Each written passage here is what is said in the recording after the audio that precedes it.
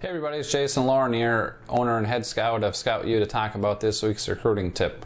Last week I said that I wanted to start touching on things that colleges look for in recruits outside of athletic and academic talent. Last week I touched on work ethic. This week what I want to talk about is your demeanor with officials. Okay, so when a college comes to watch you play, obviously they're looking at your athletic talent, but a big thing they're looking at is how do you react and interact with officials. Are you getting on them? Are you do you talk with them with respect?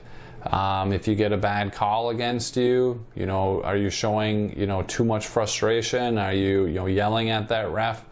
That can go a long ways in terms of a school being interested in you. A school could, find out that you're a great athlete and you're a good student and come to watch you play, and all that goes out the window if you start going off on an official.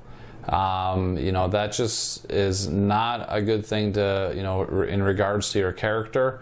They want, athletes that are level-headed and that can stay calm and know how to treat officials with respect and be able to work with them. Me personally, I think you start to get on an official or a ref, well, don't expect to get, the calls to go your way the rest of the game when, you're giving that ref a hard time. I mean, there's certain ways to talk to officials and the refs, with respect, and you can let them know that maybe you didn't like a call, but you don't do it by yelling at them. You might just say something like, what did you see there, Blue, and see what they saw. Then okay, but you don't you get on refs. You don't make a scene. You don't.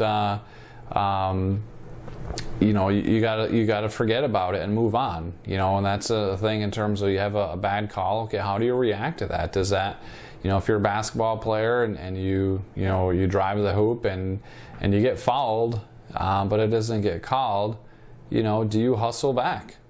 Do you hustle back to get it back to the other end of the floor, or do you, whine and complain and, because it gets in your head, and next thing you know, the other team in transition goes out and scores because, you're letting it get in your head.